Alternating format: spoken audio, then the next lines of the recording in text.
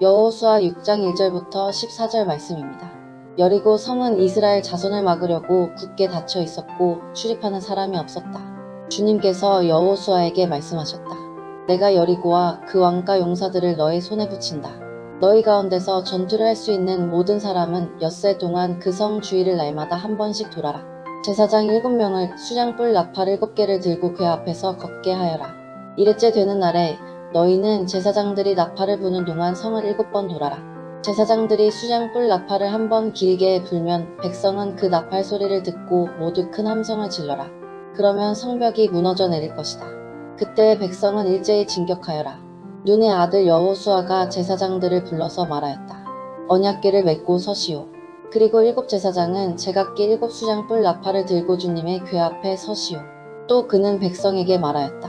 앞으로 나아가거라. 성을 돌아라. 무장한 선발대는 주님의 궤 앞에 서서 행군하여라. 여호수아가 백성에게 명령한 대로 제각기 수장뿔 나팔을 든 7 제사장은 주님 앞에서 행군하며 나팔을 불었고 주님의 언약궤는 그 뒤를 따랐다. 또한 무장한 선발대는 나팔을 부는 제사장들보다 앞서서 나갔고 후발대는 궤를 따라갔다. 그동안 제사장들은 계속하여 나팔을 불었다.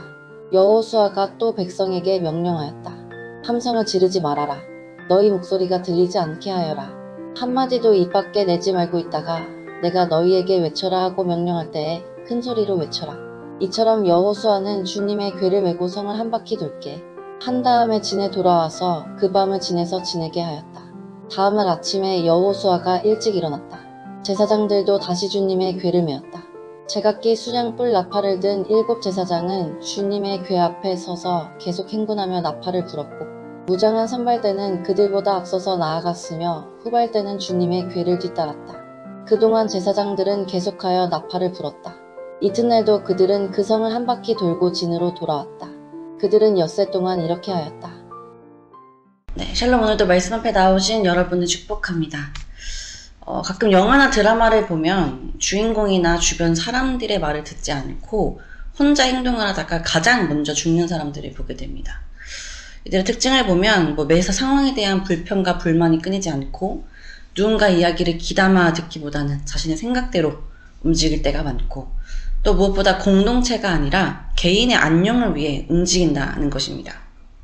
자신이 가장 똑똑한 것 같고 그래서 자신의 방법대로 다른 사람들을 희생시키며 자신이 가장 오래 살 것 같다고 확신하지만 늘 이런 사람들이 가장 먼저 비참하게 죽기 마련이죠.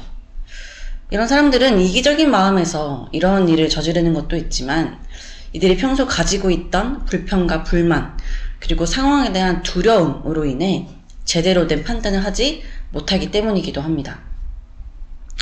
여러분, 이러한 모습은 우리 신앙에서도 자주 나타납니다. 우리는 때로 하나님의 말씀을 듣지 않고 우리의 방법대로 우리의 삶을 살아갈 때가 있어요.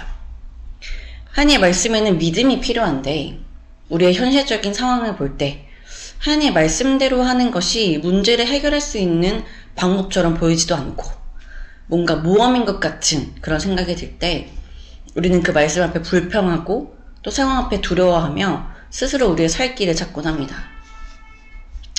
그렇지만 여러분, 스스로 살아간 그 삶 가운데 어떠한 경험들을 하셨습니까? 저 같은 경우에는 겨우 그 고비를 넘어가거나 혹은 더 큰 고비를 만나거나 혹은 제대로 된 문제 해결을 하지 못한 채 자포자기했던 그런 경험들이 있습니다. 여러분, 하나님께서 우리의 삶에 우리의 삶에 일어난 어떤 문제에 대해 해결을 주실 때는요, 반드시 그 하나님의 말씀대로 순종해야 해결이 되는 그런 문제들이 있습니다. 그 문제들은 우리에게 하나님의 살아계심과 위대하심을 경험하게 하기 위해서 하나님께서 우리에게 허락하신 문제들이기 때문입니다. 오늘 본문에 등장하는 여리고성 역시 하나님께서 이스라엘 백성들에게 하나님의 살아계심과 또 그 위대하심을 증거하기 위해 주신 사건이었습니다.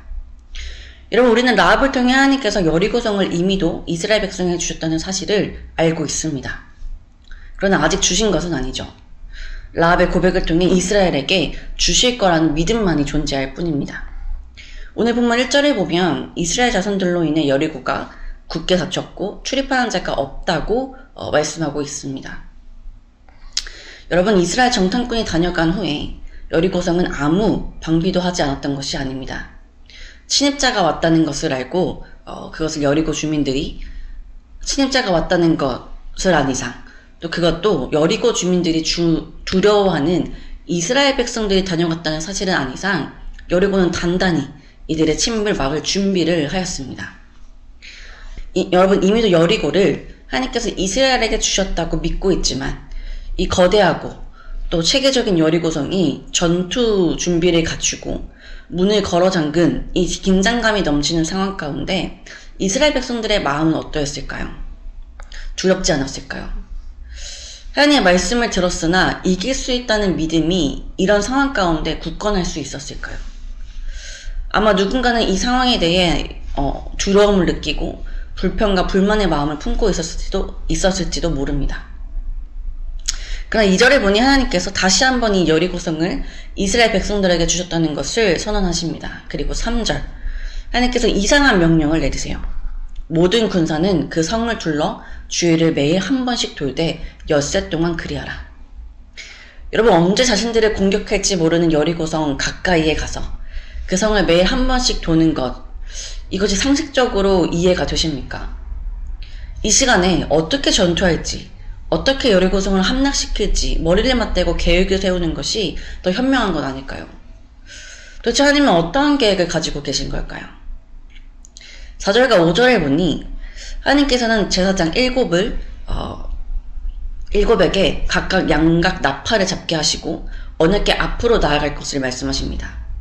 그리고 7째 날에는 7번을 돌며 나팔을 길게 불 것인데 이때 백성들은 다 같이 큰 소리로 외쳐 부르라 하십니다. 그러면 이 여리고 성벽이 무너져 내릴 것이다 라고 말씀하시죠. 여러분, 이것이 여리고성을 함락시킬 하나님의 방법이었습니다. 이 이상하고 이해되지 않는 하나님의 방법 앞에 이스라엘 백성들은 어떤 반응을 보였을까요? 네, 6절과 7절에 보니 이 말씀을 들은 여호수아가 제사장들을 불러서 언약궤를 메고 7명의 제사장들에게 양각나팔을 잡고 궤 앞에 나아가게 합니다. 그리고 무장한 자들이 이 여호와의 궤 앞에 나아가고 백성들에게도 함께 그 성을 돌라고 명령하죠.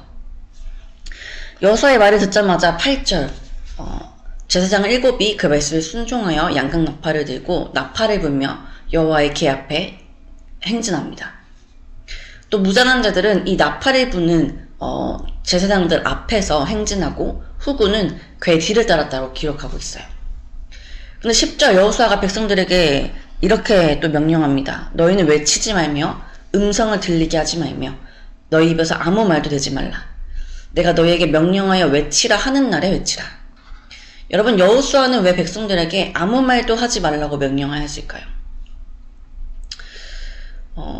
여러분, 이것은 여호수아의 명령이 아니라 하나님께서 명령하신 방법인데, 상식적으로 지금 하나님께서 말씀하고 계시는 이 여리고성을 함락시키는 방법은 이해가 되지 않는 방법입니다. 우리는 이해가 되지 않을 때 불평과 불만을 쏟아놓아요. 그리고 따지기 시작하죠.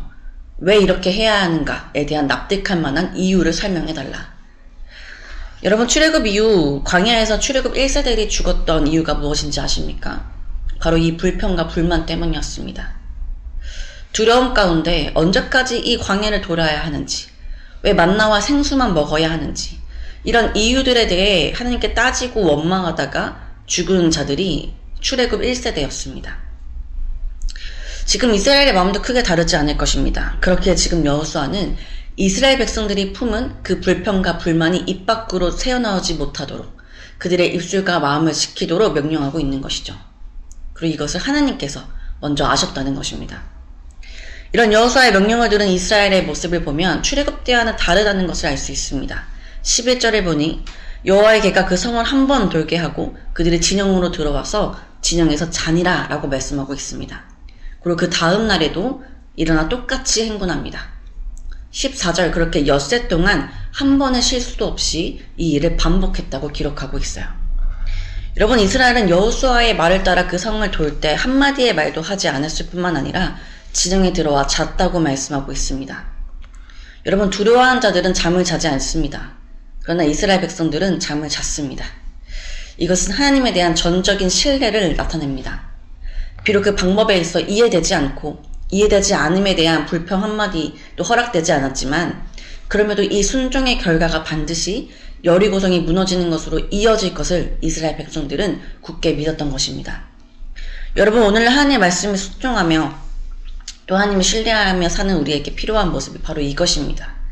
우리 앞에 놓인 현실은 육중한 여리고처럼 만만치 않지만 하나님께서 우리에게 그 문제를 해결할 방법을 말씀해 주셨을 때, 그것이 이해되지 않는 방법일지라도, 그것이 왠지 현실적으로 와닿지 않는 방법일지라도 불평과 불만의 마음을 잠재우고 그저 하나님의 말씀에 순종하는 것, 그리고 무엇보다 평안이 눕고 잘 만큼 그 방법대로 순종했을 때 반드시 그 문제를 해결해 주실 것이라는 전적인 신뢰를 갖는 것, 이것이 하나님께서 우리에게 요구하시는 믿음의 태도입니다. 여러분들의 삶 속에 어떠한 문제를 마주하셨습니까? 먼저 기도하십시오. 그리고 하나님께 지혜를 구하십시오. 그리고 그 지혜 속에서 하나님께서 말씀하시는 말씀에 순종하며 나아가 봅시다. 이해되지 않아도, 불평과 불만 또 두려움이 엄습할지라도 우리의 입술을 지키며 그 말씀에 순종해 봅시다. 그 말씀을 신뢰해 봅시다. 반드시 하나님께서 여러분들의 인생을, 그 모든 문제들을 말씀하신 그 방법대로 온전하게 해결하여 주실 것입니다. 함께 기도합시다. 하나님, 오늘도 말씀으로 하루 시작하게 하시니 감사드립니다. 하나님, 오늘 말씀을 통해 우리 가운데 하나님께 대한 순종을 저버리고 스스로 걸어갔던 모습은 없었는지 돌아봅니다. 여리고와 같은 현실의 문제 앞에 기도하지만 하나님의 말씀은 너무 터무니없는 것 같고, 그래서 불평과 불만을 쏟으며 두려움에 잠식되어 우리 스스로 우리의 살 길을 찾았던 적이 많았습니다. 그러나 주님, 여리고성처럼 거대한 문제일수록 하나님의 도우심이 필요함을 고백합니다. 현실의 문제가 크면 클수록 우리의 방법이 아닌 하나님의 지혜와 방법이 필요함을 고백합니다. 주님, 문제 앞에 겸손할 수 있는 마음을 허락하여 주시고 하나님의 방법대로 순종할 수 있는 믿음을 허락하여 주옵소서. 그리하여 여리고성을 정복하게 하신 그 하나님을 우리도 우리의 삶 가운데 경험하며 날마다 하나님을 향한 더 큰 믿음으로 나아가는 우리가 되기를 소망합니다. 오늘 하루 각자의 삶으로 나아가는 발걸음과 모든 하루의 시간 가운데 주님 함께하여 주셔서 하나님께 삶의 지혜를 구하고 그 방법대로 순종하는 자들 되게 하시기를 소망하며 예수님의 이름으로 기도드립니다. 아멘.